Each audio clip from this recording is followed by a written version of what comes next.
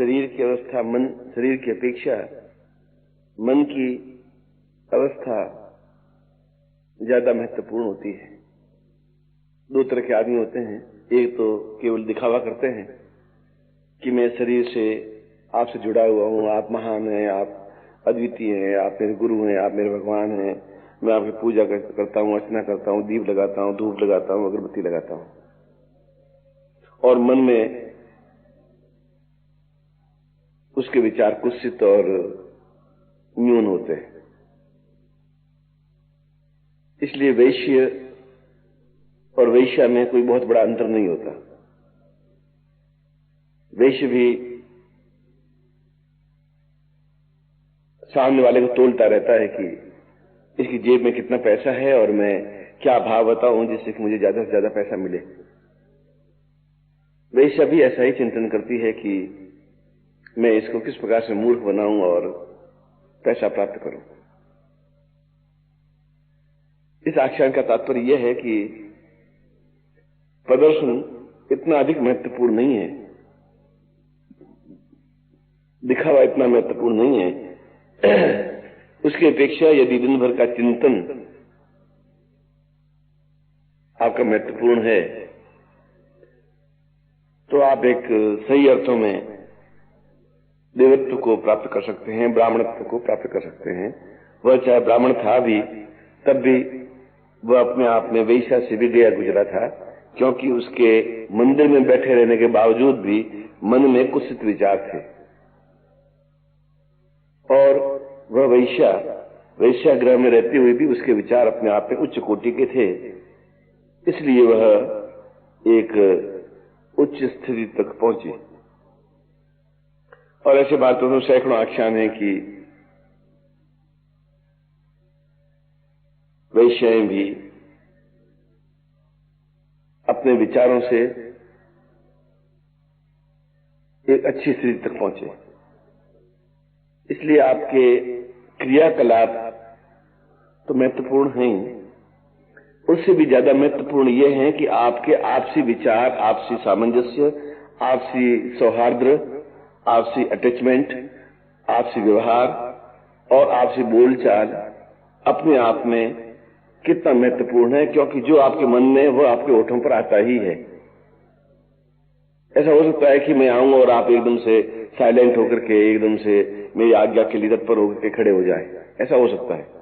और मेरे जाते ही आपके विचार वैसे ही घटिया और वैसे ही आप गप्पे लगाने वाले और वैसे ही पत्रिका पढ़ने वाले और वैसे ही आप हल्के स्तर के हो सकते हैं। यदि ऐसा है तो फिर एक वैश्या की तरह आप हैं जो केवल दिखावा करती है, और यदि ऐसा नहीं है तो फिर एक ब्राह्मण की तरह हैं जो आप प्रदर्शन प्रिय नहीं है, मगर अपने मन और वचन से, शब्दों से, भावनाओं से, चिंतन से अपने आप में पूर्ण रूप से उच्च स्थिति तक जुड़े हुई है या जुड़े हुए हैं। इसलिए कर्म, तुलसीदास ने कहा है कि कर्म बहुत अधिक प्रधान नहीं है। नारी मोई घर संपत्ति नासी, मूंड मुंडाय भय सन्यासी।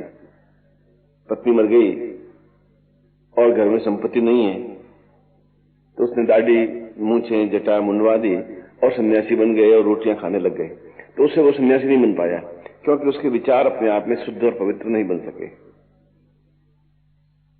इसलिए हम अपने विचारों से कितने पवित्र बनते हैं, हम उनकी सेवा, देवता की सेवा या अपने आप की सेवा, देवता का मतलब है आप स्वयं देवता हैं, आपका मन देवता है। तस्मै मनः शिव संकल्पमस्तु। आपका जो शिव है, आपका जो संकल्प है वह कितना दृढ़ है। यदि आपका यह संकल्प दृढ़ है कि मैं आज 12 बजे तक इतना काम कर लूंगा और मुझे कर लेना है, तो फिर न आपको सर्दी लगेगी, न गर्मी लगेगी, और न आपको धूप लगेगी, न प्यास लगेगी, कुछ लगेगी नहीं, क्योंकि आपके मन में एक संकल्प शक्ति दृढ़ होती जा रही है, दृढ़ है। और जब संकल्प शक्ति दृढ़ होगी तो फिर किसी प्रकार से कोई न्यूनता नहीं आ सकती। अन्यथा फिर आप में उतनी क्षुद्रता, क्योंकि जब मैं आपके कैबिन में आऊं तब तो आप एकदम से कुछ और पढ़ रहे होते हैं और तुरंत आप उसको बदल करके फिर आप बिल्कुल ये दिखावा करने लग जाते हैं कि नहीं, मैं तो बिल्कुल वही कार्य कर रहा हूं जो आपने मुझे सौंपा है। वह वैश्या है। वैश्यवत आचरण है, वैश्यवत उसका जीवन चिंतन है। और यदि आपको देखे या नहीं देखे, आपके मन में विचार है कि मुझे जो काम सौंपा गया है, अगर 4 घंटे काम है, 2 घंटे में काम निपटा करके रख दूं अच्छे से अच्छे तरीके से, तो अपने आप में एक ब्राह्मणत्व है, श्रेष्ठ है। इसका आख्यान का तात्पर्य यह है कि हम कर्म करने के साथ साथ मन से भी उतना ही पवित्र, दिव्य, चेतन युक्त और तेजस्वी युक्त बन सकें, जिससे कि हमारी मन, हमारी आत्मा अपने आप में पवित्र और दिव्य बन सकें और हम अपने आप में संतुष्ट हो सकें कि हम और हमारे आसपास के परिवेश को हम ज्यादा अपने शब्दों और विचारों और भावनाओं और क्रियाओं से पवित्र और दिव्य बना सकते हैं। और आप ऐसा बना सकें जिसमें आप में अहंकार नहीं हो, जिसमें आप में घमंड नहीं हो, जिसमें आप में गर्व नहीं हो, जिसमें आप में न्यूनता नहीं हो, क्षुद्रता नहीं हो, ओछापन नहीं हो। यदि ऐसा है तो फिर आपका जीवन सही है। कर्म तो जीवन में आवश्यक है ही, मगर उससे ऊंचा कार्य आपके विचार हैं। और विचार वैसे हैं जो आप दूसरों को प्रेरणा देकर के भी अनुकूल बना सकें और उसको एक सन्मार्ग पर गतिशील कर सकें। क्योंकि मन को तो बार बार घिसना पड़ता है, रसरी आवत जान के सिल पर परत निशान। बार बार मन को जब घिसेंगे किसी के मन को, तो पत्थर पर भी एक सूत की रस्सी एक निशान बना देती है। तो आपके मन पर भी एक निशान पड़ेगा कि मैं अपने मन से पूर्ण, जो यजुर्वेद में कहा गया है, तस्मै मनः शिव संकल्पमस्तु, हम पूर्णतः पवित्र दिव्य बनकर के अपने उस कार्य में दक्षता ला सकें, अद्वितीयता ला सकें और केवल मुट्ठी भर लोग पूरे भारतवर्ष पर एक साम्राज्य, एक विचारों का साम्राज्य, एक भावनाओं का साम्राज्य स्थापित कर सके। यदि आप ऐसा कर सकते हैं तो आप अकेले विवेकानंद भी बहुत हैं, फिर 10 विवेकानंद की जरूरत नहीं है, फिर अकेले राम ही बहुत है, फिर अकेला कृष्ण ही बहुत है, फिर अकेला बुद्ध ही बहुत है, फिर अकेला महावीर ही बहुत है। आप तो 10-15 लोग हैं। इसलिए इसका आख्यान अपने आप में शरीर की अपेक्षा मन की पवित्रता पर, मन के चिंतन पर और मन की भावनाओं पर और मन की संकल्प शक्ति को दृढ़ बनाने की क्रिया कर रहा था कि हमारा मन कितना पवित्र है, जो दिखावा नहीं करता, अभी तो अंदर से उज्जवल, दिव्य, पवित्र, चैतन्य और अपने प्रदेश को ज्यादा उच्च कोटि का बना रहा है। और आपका मन ऐसा बने और ऐसा मुझे एहसास हो, आपको ऐसा एहसास हो, तो आपको एक संतुष्टि मिल पाएगी, आपको चेतना मिल पाएगी और ये जल्दी से उठना आपकी सार्थकता हो पाएगी। जब आप चारों तरफ देख रहे हैं कि निस्तब्धता है, आवाज नहीं है, चारों तरफ लोग सोए हुए नींद में गाफिल हैं, उसमें आप भगवान के चरणों में चित्त लगाया हुआ है। आप इस बात का एहसास नहीं हो रहा है कि ये क्षण जो आप उठ करके प्रभु के चरणों में लगा रहे हैं कितने पवित्र उदात्त हैं। यह तो समय आने पर ही एहसास हो पाता है, मगर फिर भी हमारे दिन भर के क्रियाकलाप, दिन भर के मन के चिंतन, मन के विचार शुद्ध और पवित्र हों, ऐसा ही मैं आपको आशीर्वाद दे रहा हूं, कल्याण कामना करता हूं, आपके लिए शुभता की अनुज्ञा करता हूं। शुभम भवतु, कल्याणमस्तु। यह अभी आपने पौराणिक आख्यान सुना और आख्यान सुनने के बाद में हमारा मन अभी भी डामाडोल स्थिति में है कि ऐसा कैसे हुआ, या ये हुआ भी कि नहीं हुआ, या होगा भी ऐसा कैसा हुआ। इस देश में एक बहुत बड़ा पाखंड फैलता जा रहा है और वो पाखंड फैला रहे हैं धर्मगुरु। गुरु की भेद या जाति नहीं होती, जाति में पूछो साधु की जान दीजिए ज्ञान। यद्यपि गुरु की जाति नहीं होती, मगर गुरु 2 श्रेणी में आते हैं, एक धर्म गुरु, एक अध्यात्मिक गुरु। इस देश का जितना पतन धर्म गुरुओं ने किया है उतना तो यहाँ की प्रजा ने भी नहीं किया, अंग्रेजों ने भी नहीं किया, मुगलों ने भी नहीं किया। धर्म गुरुओं ने सबसे ज्यादा इस देश का पतन बर्बादी की है, क्योंकि धर्म के नाम पर दीवारें खिंच गई, जाति जाति में लड़ाई होने लगी, समस्याएं पैदा हो गई। मगर दूसरे गुरु होते हैं अध्यात्म गुरु, और अध्यात्म गुरु अपने आप में अध्यात्म के अंदर लीन रहता है। और अध्यात्म का मतलब है आत्म में लीन होने वाले व्यक्ति को अध्यात्म कहते हैं। अध्यात्म गुरु जो आत्म का अध्ययन करता रहता है वो अध्यात्म गुरु है। इसलिए यहां पर धर्म गुरुओं की बाढ़ सी आई हुई है, एक फसल सी बोई हुई है, और हर व्यक्ति धर्म गुरु हो जाता है। इसलिए धर्म गुरुओं की ज्यादा चिंता करने की जरूरत नहीं होती, क्योंकि धर्म गुरुओं ने हम सबको ज्यादा बर्बाद किया है, हम ज्यादा को कष्ट दिया है, हमें इस देश को सबसे नीचे धरातल पर नीचे गिराया है। शायद मैकाले अंग्रेज ने इतना अधिक नुकसान इस देश का नहीं किया होगा जितना धर्म गुरुओं ने किया। अध्यात्म गुरुओं ने इस देश को बचाया, ऊंचा उठाया, एहसास करवाया। और अध्यात्म गुरु अपने आप में लौकिक संसार के इन क्रियाकलापों में लिप्त नहीं होते, वे रहते हैं अलिप्त से रहते हैं, निर्लिप्त से रहते हैं, निर्विकार से रहते हैं। वे अध्यात्म गुरु हैं। वे दिखते तो मनुष्य ही हैं, चाहे वो दुर्वासा हो चाहे श्री कृष्ण हो। उनकी लीलाएं भी वही होती है, कार्य भी वही होते हैं। कार्य को आप लीला कह देते हैं, मगर वह अपने आत्म में लीन होते हैं। और जो आत्म में लीन होता है उनको आप लोग देख इसलिए नहीं पाते क्योंकि आप धर्म में बंटे हुए हैं, और धर्म में आप बंटे हुए नहीं हैं, आपको बांट लिया गया है। आप मुसलमान के घर में पैदा हुए, आप मुसलमान बन गए, आपकी इच्छा थी या नहीं थी, मगर आप जबरदस्ती मुसलमान बन गए। जैन के घर में पैदा हुए, जैनी बन गए। यही आप किसी ब्राह्मण के घर में पैदा होते, ब्राह्मण हो जाते। ईसाई के घर में पैदा होते, ईसाई बन जाते। आपके हाथ में कुछ नहीं था कि ईसाई बनूं या हिंदू बनूं या मुसलमान बनूं। ये तो माँ बाप ने आपको जबरदस्ती ईसाई या हिंदू या मुसलमान बना दिया। अब उसके बाद में आप क्या बन रहे हैं, जो बन रहे हैं वो अध्यात्म है। और हम इस पत्रिका के माध्यम से अध्यात्म का प्रचार कर रहे हैं, धर्म का प्रचार नहीं कर रहे हैं। यह आध्यात्मिक पत्रिका है, यह धर्म की पत्रिका नहीं है। धर्म को मैं भी ढकोसला मानता हूं, ढोंग मानता हूं, पाखंड मानता हूं। अध्यात्म अपने हाथ में निर्लिप्त होता है, निर्विकार होता है। वो खाते हुए भी नहीं खाता, सांस लेते हुए भी नहीं लेता। वह उसके लिए स्त्री और परस्त्री अपने आप में भेद नहीं होता, कि अध्यात्म न स्त्री होती है, न परस्त्री होती है, न स्वस्त्री होती है। वह एक साधक होती है, वह एक अध्यात्म होती है, वह एक आत्मा होती है। भेद तो बाहर से होता है। बहन और स्त्री में भेद कुछ है ही नहीं। दोनों आंखें, नाक, कान, हाथ, पांव एक जैसे ही होते हैं। डिफरेंस दोनों में कुछ नहीं है। दोनों की उम्र भी 17 साल की है। भेद अध्यात्म में है। अध्यात्म ये कहता है, आत्मा ये कहती है ये मेरी बहन है, ये मेरी पत्नी है। इस धर्म के नाम पर तो सैकड़ों स्त्रियों का अपहरण किया गया, सैकड़ों बलात्कार किए गए।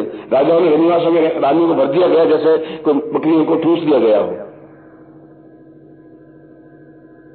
इसलिए अध्यात्म गुरु, अध्यात्म विचारक जो कुछ भी करता है उसको हम धार्मिक व्यक्ति समझ नहीं पाते। हम धर्म का ढंगोसला करते हैं, हम धर्म का ढोंग करते हैं, हम धर्म के नाम पर पाखंड फैला रहे हैं, हम धर्म के नाम पर देश के टुकड़े कर रहे हैं। और किए, मुगलों ने किए, अंग्रेजों ने किए, और हुनों ने किए, यवनों ने किए, तुर्कों ने किए। इसलिए ये दोनों व्यक्ति जिनका इन आख्यान बताया है वे अपने आप में आध्यात्मिक व्यक्तित्व थे। और जब हम अध्यात्म में चले जाएंगे तो हमारे चेहरे पर एक मुस्कुराहट होगी, आंतरिक मुस्कुराहट।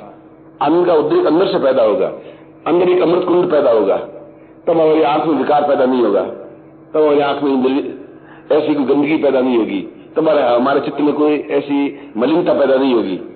तो हम गुरु को दूसरे ढंग से नहीं देख पाएंगे। तो हमारा सिर अपने आप उनके चरणों में झुक जाएगा। तो अपने आप में एहसास हो जाएगा कि हम कितने बौने हैं, ये कितने ऊंचाई पर है। तब हम एहसास कर पाएंगे, धर्म के नाम पर एहसास नहीं कर पाएंगे। धर्म के नाम पर तो मखौल करेंगे, धर्म के नाम पर तो मन में कुछ और होगा, बाहर कुछ और होगा, और जो अंदर कुछ और है बाहर कुछ और है, उससे निकृष्ट व्यक्तित्व तो संसार में कुछ है ही नहीं।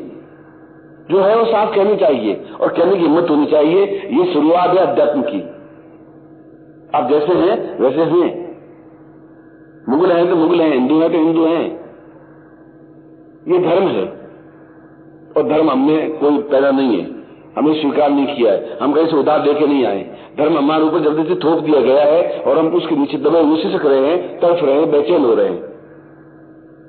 आज जो लड़ाई झगड़े हो रहे हैं, मंदिरें गिराई जा रही है, मस्जिदें गिराई जा रही है, धर्म के नाम पर गिराई जा रही है, अध्यात्म के नाम पर गिराई जा रहे नहीं है। इसलिए मैं कह रहा हूं, उस देश में सबसे बड़ा पाखंड ये है, ये ढोंग है, ये ढकोसला है। और हम मुट्ठी भर लोग धर्म को तोड़ करके अध्यात्म को फैला रहे हैं। यह बहुत बड़ा ऐतिहासिक कार्य है। वह कार्य जो दुर्वासा कृष्ण के समय में हुआ, उस कार्य को हम वापस शुरू कर रहे हैं, वापस चला रहे हैं। ये छोटी सी बात नहीं, ये बहुत बड़ी घटना है, ऐतिहासिक घटना है, ये पौराणिक घटना है। मगर तब हम समझ पाएंगे कि हम अध्यात्म के पथ पर गतिशील होंगे, जब हमारा आत्मा इस बात को एहसास कर सकेगा कि हम अध्यात्म हैं, तब हमारे काम में मन लगेगा, तब हम 10 घंटे का काम 1 घंटे में कर सकेंगे, तब हम चित्त में रहते हुए, शरीर में रहते हुए भी नहीं होंगे। तब इस बात का ज्ञान होगा भी नहीं कि हमारे फटे पुराने कपड़े हैं, अच्छे कपड़े हैं, कि क्या है क्या नहीं है। हम एहसास कर सकेंगे कि हम अपने आप पे ऊंचाई पर खड़े हों, ऐसे हों कि लोग हमें देख सकें। यद्यपि हमें समझने के लिए बहुत गहराई की जरूरत होगी, वही देख पाएगा जो अध्यात्म के पथ पर गतिशील होगा। मैं इस बात की हमें चिंता है ही नहीं, सिर्फ इस बात की चिंता नहीं करता कि कितने सियात हुआ करते, इस बात की वो चिंता नहीं करता, वो अपने रास्ते पर गतिशील होता ही रहता है, इसलिए वो शेर कहलाता है। हम इसलिए चिंता नहीं करता कि इतने बगलू एकदम मिलकर के क्या कर लेंगे। इसलिए अध्यात्म में आप क्या खा रहे हैं, कितना खा रहे हैं, और खाने के बाद भी उसका कोई आपके ऊपर दोष लग रहा है या नहीं लग रहा है, वह कुछ एहसास होता ही नहीं। क्यों खाते हुए भी आप नहीं खाते हैं, नहीं खाते हुए भी खाते हैं, मरते हुए भी आप नहीं मरते हैं, नहीं मरते हुए मर जाते हैं। और यही कहा है, वासांसी जीना यथा विहाय नवानि गृह्णाति नरो प्राणी तथा शरीराणि याय जीना निन्याति कसरत नवानि देहि। कृष्ण ने साफ कहा है कि हम जो कुछ कर रहे हैं वह अपने आप में केवल दिखावा है। वास्तविकता क्या है वह हम जानते हैं, हमारी आत्मा जानती है, हमारे विचार जानते हैं, हमारा चिंतन जानता है। आप किस चिंतन में हैं, आप कैसे हैं, क्या आप दिखावा करते हैं, वास्तविकता में हैं, इस चीज आप खुद समझ लीजिए हम कहां पर हैं। क्या हम सेवा कर रहे हैं गुरु की, क्या हम शिष्य हैं, क्या हम ढकोसला कर रहे हैं, क्या हम ढोंग कर रहे हैं, क्या हम पाखंड कर रहे हैं। आप खुद ही अपने आप में निर्णय कर लीजिए। जब आप निर्णय कर लेंगे और निर्णय करने की पहले बार एक पैर बढ़ाएंगे, तब आपको एहसास होगा कि आप अध्यात्म के पथ पर पहली बार पैर बढ़ा रहे हैं। इसलिए उस कृष्ण ने कहा कि मैंने किसी पर स्त्री को स्पर्श किया ही नहीं, क्या उसकी नजर में कोई पर स्त्री या स्त्री थी ही नहीं। वो अपने आप में साधिका है, वो अपने आप में साधक है। मैं आपको स्पर्श करूं या किसी स्त्री को स्पर्श करूं या किसी चित्र को स्पर्श करूं, इससे कोई मेरे मन में मलिनता आ ही नहीं सकती। जो चित्त में मलिनता नहीं आती तो बिल्कुल समस्या है ही नहीं। उसके चित्त में मलिनता आ रही है क्योंकि राजनीतिक व्यक्तित्व है या महिला है, वो सोच रही मैं महिला हूं। मैं तो कह रहा हूं तुम 8 मास की पुतली हो, तुम्हें कुछ अंतर है ही नहीं। तुम्हारे अंदर वही चीज है जो उन लड़कों के अंदर है। तुम्हारा खून सफेद, इनका खून लाल, ऐसा तो है नहीं। ये उनके मन के भेद हैं, ये तुम्हारे मन के भेद हैं। तुम उस चित्र को देख करके मुस्कुराते हो, मैं तो उस चित्र को देख करके नहीं हंसता हूं, ये टेलीविजन के चित्र को देख करके हंसता हूं या मुस्कुराता हूं या खिलखिलाता हूं। गांधी को देख करके उतना एहसास होता है जितना कि दन्ना सेठ को देख करके खुश होता हूं या दुखी होता हूं। इसलिए अगर गांधी ने भी किया, जिन्ना ने भी किया, तो धर्म के नाम पर ये सब कुछ कर दिया। ये अध्यात्म के पथ पर होते तो ये देश हिंदुस्तान पाकिस्तान अलग अलग नहीं हो पाते। इसी दिन भर हम क्या क्रियाकलाप करते हैं, कैसा करते हैं, कितना करते हैं, किस प्रकार से करते हैं, क्या चित्त में हरदम लो लगी रहती है, क्या गुरु के प्रति मेरी आस्था है, बलवान है, क्या उनके चरणों में हम पूर्ण रूप से समर्पित हैं, क्या उनके बिना एक क्षण भी सांस ले सकते हैं। अगर ले सकते हैं तो फिर तुम आप धर्म शिष्य हो, अध्यात्म शिष्य नहीं हो। और एक क्षण भी नहीं रह सकते तो फिर अध्यात्म शिष्य हो। और आप अध्यात्म शिष्य बने, ऐसे मैं आपको आशीर्वाद देता हूं, ऐसी आपके साथ कल्याण कामना करता हूं।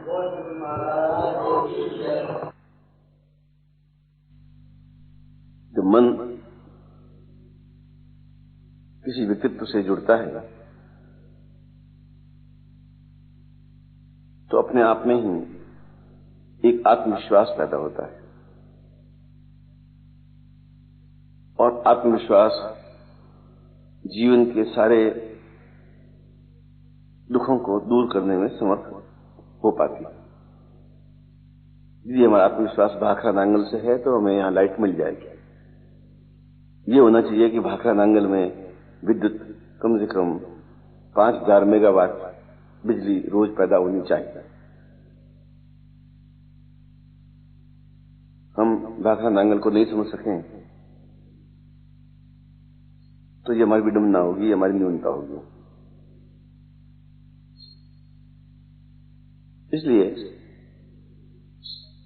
जीवन में पूर्ण स्वस्थ शारीरिक,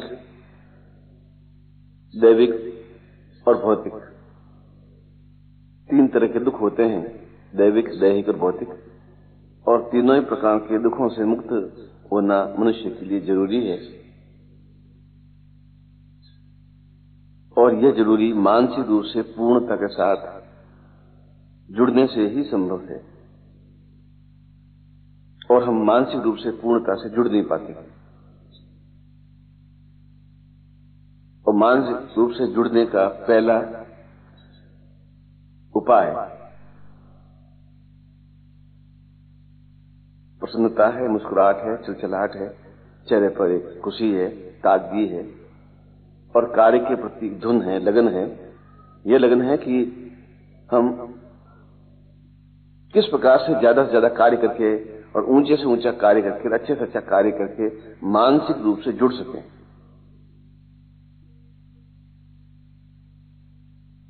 भाखड़ा नांगल से यहां कोई सीधा बिजली का तार लगा हुआ नहीं है। एक तरंग है और वहां से बिजली की तरंग यहां दिल्ली तक पहुंचती है, और वहां से 306 में आकर के यहां लाइट लगा देती है। इसलिए पहला उत्तर भी पूर्ण स्वस्थ तीनों ही प्रकार से, दैविक, दैहिक और भौतिक, आनंद प्रद होने का उपाय एक ही है, प्रसन्नता युक्त निरंतर कार्य करते हुए मुस्कुराहट बिखेरते रहना। और दूसरा उपाय भी यही है, और तीसरा उपाय भी यही, और 12वां उपाय भी यही, और 40वां उपाय भी यही। यदि हम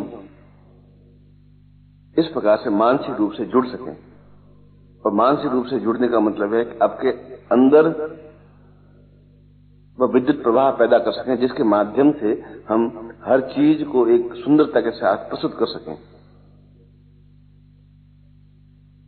और मनुष्य के चेहरे से ज्यादा सुंदर संसार में कोई चीज नहीं है, और मुस्कुराहट से ज्यादा मूल्यवान कोई चीज नहीं है, और प्रसन्नता के साथ प्रेजेंटेशन या रखने या दिखाने से उत्तम कोई तथ्य नहीं है।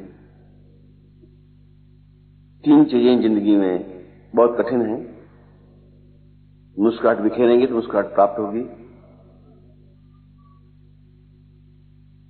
बिना दिखावे के कार्य में जुटे रहेंगे तो दूसरों को प्रेरणा मिलेगी, और चीज को उत्तम से उत्तम तरीके से चुपचाप साधक की तरह कार्य करने की क्षमता को श्रेष्ठता कहते हैं।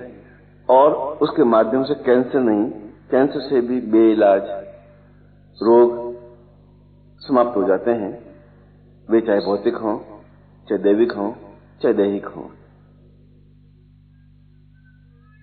मगर ऐसा करना बहुत कठिन है, और इससे आसान कोई कार्य नहीं। इतना आसान कार्य है कि इसमें कोई खर्च होता नहीं,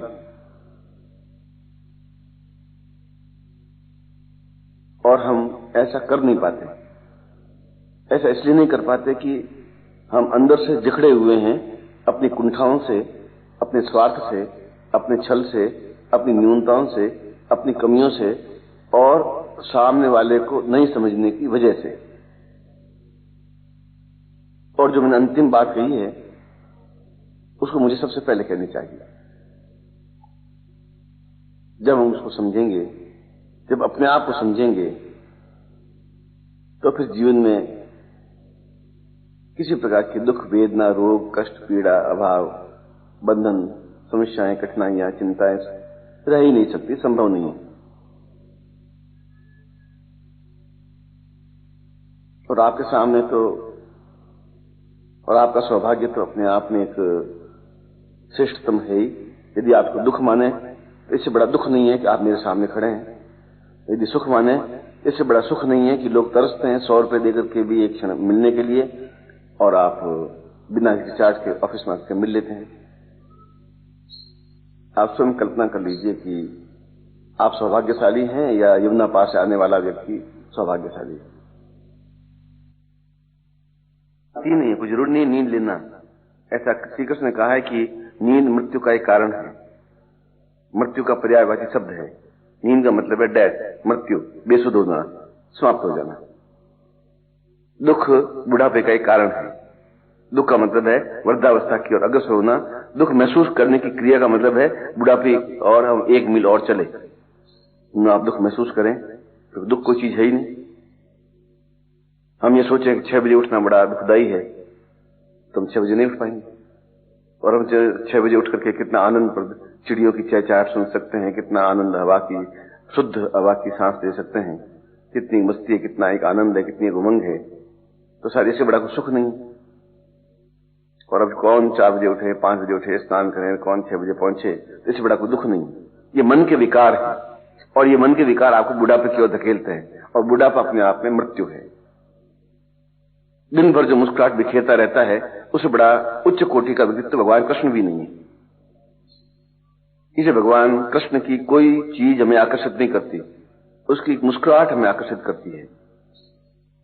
वह खींचती है पूरी दुनिया को अपनी ओर, वह जोड़ती है अपने आप को दुनिया की ओर, और इसके कोई व्यय नहीं होता, बाजार में चीज मिलती नहीं, ये आपके पास है। और यदि काम नहीं करते हैं तो आपकी उम्र घटती ही है, बढ़ती नहीं है। जो काम में सतत चेष्टारत रहता है, लगा रहता है, वह बुढ़ापा प्राप्त कर ही नहीं पाता। चर्चिल जैसा व्यक्ति 92 साल की 92 साल की उम्र में 92 की उम्र में इंग्लैंड का मुख्यमंत्री, प्रधानमंत्री बना। जब यहां व्यक्ति मरने कब्र में पैर लटकाते हैं तब मुख्य प्रधानमंत्री बना, और उस 4 साल तक राज्य किया और इंग्लैंड को वापस ऊंचाई पर उठाया। हैमिल्टन 96 की उम्र में पहली बार टाइपराइटर सीखा, और उसने कम से कम 10-12 उपन्यास लिखे 96 की उम्र में। मैरी पियर्स 93 की उम्र में पहली बार आविष्कार किया, नोबेल प्राइज प्राप्त किया। और 89 की उम्र में हमारे यहाँ के अहलूवालिया 92 की उम्र में, जिसकी एक टांग कट गई थी सेना में, वह हिमालय की सर्वोच्च चोटी पे चढ़ा लकड़ी की एक टांग के सहारे, और दिखा दिया कि 92 की उम्र भी बहुत जवान होती है। अंदर एक आग होनी चाहिए, और चेहरे पर एक मुस्कुराहट होनी चाहिए, और काम करने की लगन होनी चाहिए, और उस कार्य को ये सोचने अच्छे से अच्छा कार्य करके कैसे दिखाऊं। आप नहीं दिखाएं, यह आपकी न्यूनता है या विशेषता है, और आप दिखाएं, यह आपका अहोभाग्य है, सौभाग्य है। और जब यह विश्वास होता है तो फिर रोग आपके पास नहीं भटकता। फिर डॉक्टर अपने आप में असहाय हाथ मलते हुए रह जाते हैं कि यह ऐसा कैसे हो रहा है। उनको यह समझ में आ नहीं सकता, क्योंकि वो यंत्रों के अलावा को समझते नहीं, और हम यंत्रों को हाथ लगाते ही नहीं, मन के द्वारा सब कुछ कर लेते हैं। एक दूसरे से जुड़ जाते हैं, एक दूसरे को प्यार बांटते हैं, एक दूसरे को मुस्कुराहट बिखेरते हैं, और हम वह सब कुछ कर लेते हैं कि प्रत्येक कार्य को अच्छे से अच्छा करके दिखा देते हैं, लगे हुए धुन में, मस्ती के साथ 24 घंटे। और ऐसा लगता है कि जैसे ये सब एक ही परिवार के अभिन्न अंग हैं, जहां एक दूसरे के बिना कल्पना नहीं की जा सकती। एक अलग होता है तो छटपटा होती है कि वो आया नहीं, क्या हुआ। जब ऐसा भाव मन में आएगा तब काम करने का आनंद आएगा, तब एक अच्छा कार्य हो सकेगा, तब इससे भी कम लोग इससे भी ज्यादा अच्छा कार्य कर सकते हैं, तब पूरे विश्व में, पूरे देश में छा सकते हैं अपने ज्ञान के माध्यम से, पत्रिका के माध्यम से, चेतना के माध्यम से, विचारों के माध्यम से, भावनाओं के माध्यम से। और आप दिन भर छलछलाती हुई नदी की तरह, निर्मल जल की तरह, मुस्कुराहट बिखेरते हुए कृष्ण की तरह दिखाई दें, और आपको देख करके हम सब लोगों के चेहरे पर भी मुस्कुराहट आए और काम करने में जी लगे और काम तेजी के साथ करें, 10 लोगों का काम एक साथ कर सकें, ऐसी भावना आपके मन में उदय हो, ऐसा ही मैं आपको आशीर्वाद देता हूं और कल्याण कामना करता हूं।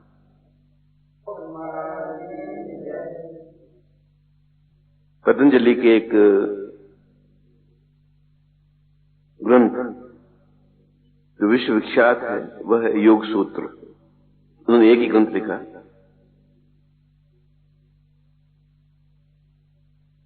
और योग सूत्र में उन्होंने सबसे पहले, वह ऋषि था जिसने यह समझाया कि मनुष्य के शरीर में अनंत संभावनाएं भरी हुई हैं। इतनी अधिक संभावनाएं हैं कि पूरा ब्रह्मांड भी उसमें समा सकता है और नगण्य भी हो सकता है। हमारे जैसे ही 2 हाथ पैर वाले अमेरिका के राष्ट्रपति भी बनते हैं, हमारे जैसे 2 हाथ पैर वाले बिरला और टाटा और डालमिया बनते हैं, हमारे जैसे 2 हाथ पैर वाले भिखारी भी बनते हैं, गरीब भी बनते हैं, दरिद्र भी बनते हैं, असहाय भी बनते हैं, और हिमालय पर चढ़ने वाले तेंजिंग भी बनते हैं। उनमें और हमें कोई अंतर नहीं है। रूस का अनातोले इसमें 587 किलो वजन उठा लेता है और हम 20 किलो वजन भी नहीं उठा सकते। 587 किलो वजन उठा लेना ये मामूली बात नहीं होती, एक अनंत संभावना है। मुझे याद है जब मैं बचपन में था तो पोस्ट ऑफिस नहीं थे, एक स्थान से दूसरे स्थान पर आदमी या तो पैदल चिट्ठियां ले जाता था या ऊंटों पर ले जाते थे राजस्थान में, और एक दिन में 8 घंटों में 100 किलोमीटर चिट्ठी पहुंचा देता था, 100 किलोमीटर चला जाता था। इन 8 घंटों में 100 किलोमीटर दौड़ते हुए चले जाना और आंकना नहीं।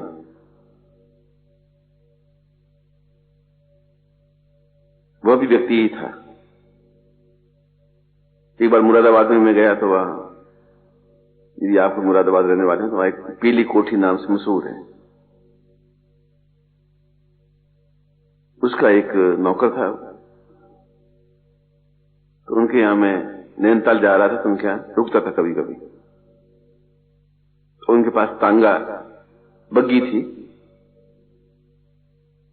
और बग्गी में बैठ करके मैं उनके फार्म पर गया तो उसने अपने नौकर को साथ भेज दिया कि मैं पहुंच रहा हूं, आप भी तुम इनके साथ जाओ। और बग्गी का पाया पकड़ करके घोड़ा इतनी तेजी से दौड़ रहा था और वह भी उतनी ही तेजी के साथ, मैं तो बग्गी के ऊपर बैठा हुआ था, तेजी के साथ दौड़ रहा था। और करीब 40 किलोमीटर दूर फार्म हाउस था काशीपुर के पास में, और 40 किलोमीटर के बाद घोड़ा आंफ रहा था और उसको अंफनी नहीं आ रही थी, सांस भरी हुई नहीं थी, वह भी आदमी था। इसका मतलब हुआ कि मनुष्य में संभावनाएं अनंत हैं यदि वह उन संभावनाओं को एक निर्णयात्मक स्वरूप में, निश्चय रूप में बढ़ाने की इच्छा रखता हो।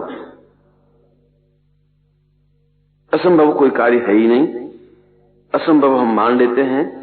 थकावट जैसी चीज संसार में है ही नहीं, थकावट हम मान लेते हैं, और न्यूनता जैसी कोई चीज होती नहीं, हम न्यूनता मान लेते हैं। हम सोचते हैं कि 2 घंटे काम करके थक गए हैं, बस बिल्कुल ये हम मान लेते हैं। शरीर नहीं थक सकता, अगर शरीर थकता तो 40 किलोमीटर वो दौड़ नहीं पाता, बस 100 किलोमीटर एक 8 घंटे में दौड़ नहीं पाता, फिर 587 किलो वजन नहीं उठा पाता, फिर एक मोची का लड़का अमेरिका का राष्ट्रपति नहीं बन पाता।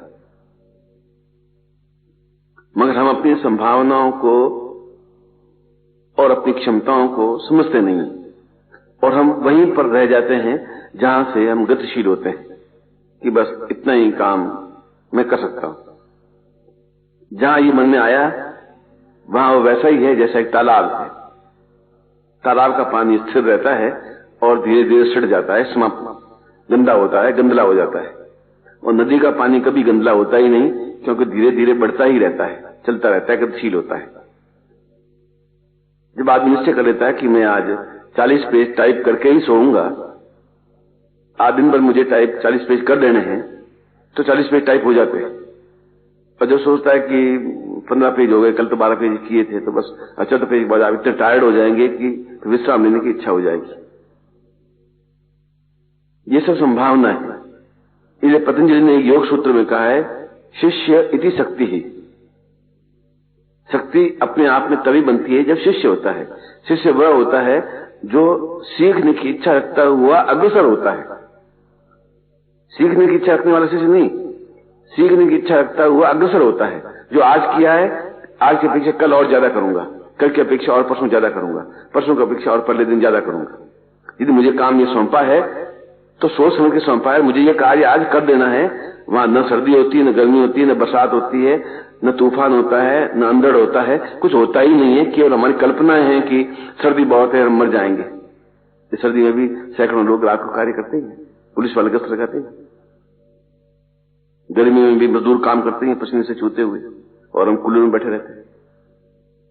हमने ये मान लिया है, जबकि वास्तव में ये परिस्थितियां किसी भी प्रकार से हमारे बीच में बाधक नहीं होती। इसलिए पतंजलि ने पहली बार महत्वपूर्ण बात कही कि शक्ति कहीं से पैदा नहीं होती। शक्ति तब पैदा होती है जब आप शिष्य बनते हैं। शिष्य का मतलब है सीखने वाला, शिष्य का मतलब है अग्रसर होने वाला, शिष्य का मतलब है गतिशील होने वाला। शिष्य का मतलब कोई शिक्षा ग्रहण करने वाला नहीं, एक दृढ़ ध्येय, लगन, क्षमता, और जो कार्य करे उसको पूर्णता के साथ कार्य करने के बाद भी सोचे कि अब तो बहुत टाइम बचा है, अब और क्या करूं मैं। और वह कार्य करने के बाद भी सोचे कि अब भी इतना समय बचा, अब मैं क्या करूं। जब ये भूख, ये इच्छा, ये चिंतन बनता है, तब वह सही अर्थों में शिष्य बनता है। और योग सूत्र का ये आधारभूत सूत्र है।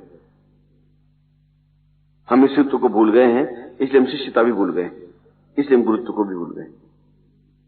गुरुत्व को इसलिए भूल गए हैं कि जब शिष्य है ही नहीं, जब शिष्य नहीं है तो गुरु जैसा कोई शब्द है ही नहीं। गुरु तभी शब्द बनेगा जब शिष्य बनेगा कोई चीज। जो रात होगी तभी तो दिन बनेगा। 24 घंटे अंधेरा ही अंधेरा रहेगा, दिन कहां से बनेगा, सूर्य कहां से उगेगा। हम क्या समझेंगे कि ये दिन है और ये रात है, डिफरेंस कैसा पैदा करेंगे। डिफरेंस पैदा ये करते हैं कि अंधेरा होता है उसको रात कहते हैं, जो उजाला होता है उसको दिन कहते हैं।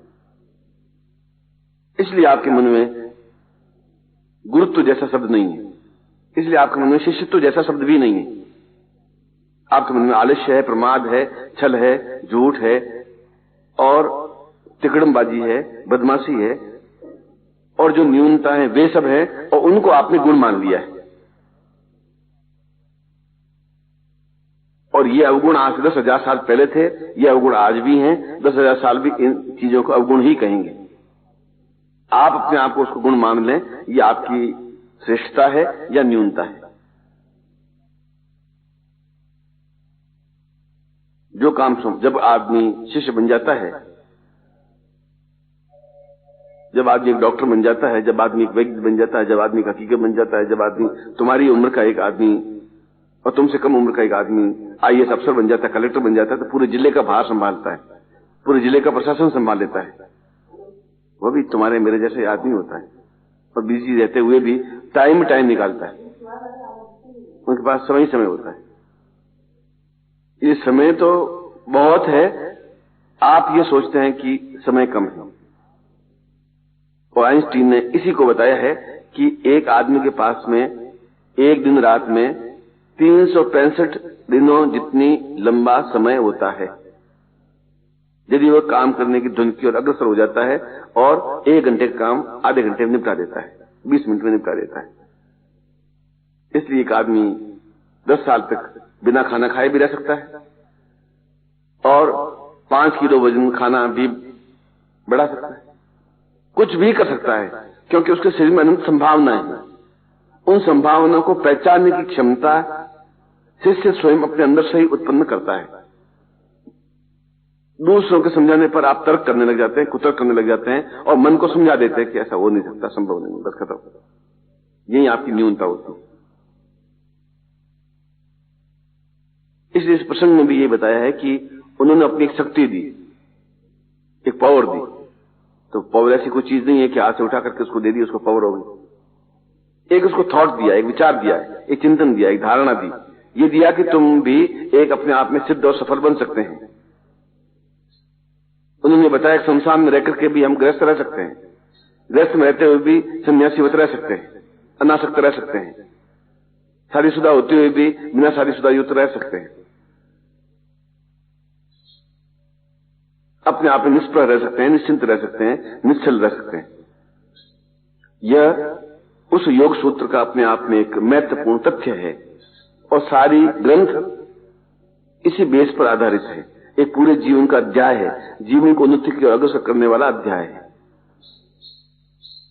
इसलिए जिस क्षण पतंजलि का यह योग सूत्र सुने, उसी क्षण उसका अमल अगर शुरू कर लेता है तो कर लेता है। प्लान करने से यह सूत्र समझ नहीं आएगा कि कल से इसको शुरू कर देंगे, ऐसा नहीं हो सकता। या तो उसी समय शुरू हो जाएगा या फिर नहीं होगा, या तो इसी समय इस काम को कर दूंगा और काम करने की प्रवृत्ति डाल दूंगा, फिर नहीं करूंगा। क्योंकि हमारे यहां कुंभकर्ण भी पैदा हुए हैं जो 24 घंटे सोते रहते थे, और ऐसे भी पैदा हुए हैं जो अनिद्रा थे, इंद्र जैसे पैदा हुए हैं जो सोते ही नहीं। दोनों तरह के ऋषि पैदा हुए हैं। रावण भी पैदा हुए हैं, राम भी पैदा हुए हैं। यह तो आदमी के अंदर की लगन की क्षमता की बात है। वह कितनी तत्परता और लगन के साथ में कोई भी कार्य को, चाहे सफाई करना काम हो और चाहे लिखने का काम। जो गांधी जी बैठे हुए आटा की चक्की पीस रहे थे, तो खुद ही आटा पीसते थे और उससे रोटी बनाते थे, वे मशीन को यूज करते ही नहीं थे। तो सुप्रीम कोर्ट के वकील आए कि मैं आपके आंदोलन में शामिल होना चाहता हूं, मुझे आप कोई काम सौंपिए। I am advocate in supreme court. उसने कहा अभी तो ये काम है कि आप मेरे साथ बैठिए, तो आटे की चक्की पिसवाइए, तो आटा निकालना जल्दी से, पहले आप यहां बैठिए। उसने कहा गांधी जी आप जानते हैं मैं एडवोकेट हूं। उसने कहा आप एडवोकेट हैं सुप्रीम कोर्ट में, यहां पर नहीं, यहां पर तो ये काम है मेरा, इसमें तो आप ये काम करिए कि सुप्रीम कोर्ट जाए तब ऐसा करिए। ये काम वो भी खराब नहीं है। जब वाशिंगटन जब यहां पर आए गवर्नर, तब उन्होंने गांधी जी को संदेश मिलने के लिए साबरमती गए। तो उनको टाइम दिया गया 3:05 से 3:10 में आपसे बात करूंगा। वो किसी वजह से लेट हो गए, 3:09 पे आए। जो 3:01 बात हुई, फिर उठ गए, उठ करके बाहर चले गए, बकरी को चारा खिलाने लगे। उसने कहा कि मैं इतनी दूर से आया हूं इंग्लैंड से, और ये क्या असभ्य आदमी है, क्या बकरी को चारा खिलाना बहुत ज्यादा जरूरी मुझसे? उन्होंने कहा कि mister Gandhi, I am coming from England, London, and I want to talk with you, and you are abuse, तुम जंगली हो। उसने कहा जंगली मैं नहीं हूं, जंगली तुम हो, क्योंकि मैंने आपको 5 मिनट बातचीत करने के लिए दिया था, वह भी उतना ही जरूरी है जितना इसको चारा खिलाना मुझे टाइम पर। यह भी काम उतना ही महत्वपूर्ण है जितना आपसे बातचीत करना उतना ही महत्वपूर्ण। मेरे लिए कोई काम न्यून नहीं है। हम समझ लेते हैं कि ऐसा काम हम क्यों कर सकते हैं, आटा हम कैसे पीस लें या सफाई हम कैसे कर लें, ये काम मेरा नहीं है। योग सूत्र की व्याख्या यह है कि आपके अंदर अनंत ऊर्जा भरी हुई है और उस ऊर्जा का आप उपयोग 1% कर पाते हैं। उस ऊर्जा को शक्ति कहते हैं, और वह शक्ति प्रवाहित शिव कर सकता है। शिव जो कल्याण करने वाला हो, जो गुरु हो, जो दूसरों को ज्ञान देने की क्षमता रखता हो, जो पहले शक्ति संचय की हुई हो। अगर मुझे इस पत्रिका को प्रसार संख्या बढ़ानी है तो फिर बढ़ा करके ही आना है। अब कैसे बढ़ाना है, ये आपकी ऊर्जा है। ये आज इस डमी को तैयार कर देना, ये आपकी ऊर्जा है। ये चीज सीख लेनी, ये आपकी ऊर्जा है। आप सोचते कि बस सिखाएगा और वो कहेगा और वो आज्ञा देगा, यहां पर आप न्यून आ जाते हैं, वो पतंजलि के योग सूत्र को भूल जाते हैं। ये उदाहरण, ये व्याख्या इस बात का परिचायक है कि वह शक्ति सिर्फ कही जाती है, कहने का ही मतलब देना है, प्रवाहित करना है, और वह स्वीकार करता है और अपने आप में योगी बन जाता है, ऋषि बन जाता है, उच्च कोटि का व्यक्तित्व बन जाता है, पतंजलि बन जाता है, वशिष्ठ बन जाता है, राम और कृष्ण, बुद्ध और महावीर बन जाते हैं, अनातोली बन जाते हैं, लिंकन बन जाते हैं, गांधी बन जाते हैं। वे सभी हमारे जैसे ही थे, हमसे भी निम्न स्तर के थे।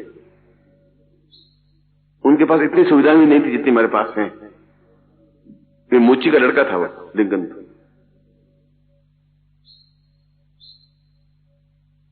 जीवन का प्रभात हमारे लिए इस बात का साक्षी रहे कि हम हर क्षण पतंजलि के इस योग सूत्र को ध्यान में रखें कि हम प्रत्येक कार्य को सुव्यवस्थित तरीके से करें और दोष को दूसरे ऊपर नहीं डाल दें। हम कैसे कर सकते हैं, ये तो है ही नहीं हमारे पास, मैं क्या कर सकता हूं। तो मैं समझता हूं कि इससे जैसा कच्चे आदमी कुछ है ही नहीं। मैं मुझसे कहता हूं ठीक है, you are right, all right, तुम सही कह रहे, पर मैं समझता हूं ये बहुत घटिया आदमी है जो अपना दोष दूसरों पर डालने की एक आदत पड़ गई इसकी। मैं कैसे कर सकता हूं, ये तो चीज मेरे पास है ही नहीं, है ही नहीं। ये तो मैं भी जानता हूं नहीं है। मैं ये जानना चाहता हूं नहीं होते हुए भी आपने कैसे कर लिया, ये आपकी विशेषता है। कार में बिठा करके आपको लेगा, इसमें तो बहुत बड़ी बात नहीं है। अब साधन है ही नहीं, फिर भी आपने जाके वो काम कर लिया, ये बहुत बड़ी बात है। और ऐसे ही आप बने तो सही अर्थ में पतंजलि बन सकेंगे। तब इस उद्धरण का अर्थ आपको समझ में आ सकेगा, तब सही अर्थ में आप शिष्य बन सकेंगे और तब मुझे वास्तव में प्रसन्नता हो सकेगी और आप ऐसा बनेंगे, ये प्रभात आपके जीवन का एक परिवर्तनकारी बनेगा। ऐसा ही मैं आपको आशीर्वाद देता हूं, आपकी कल्याण कामना करता हूं।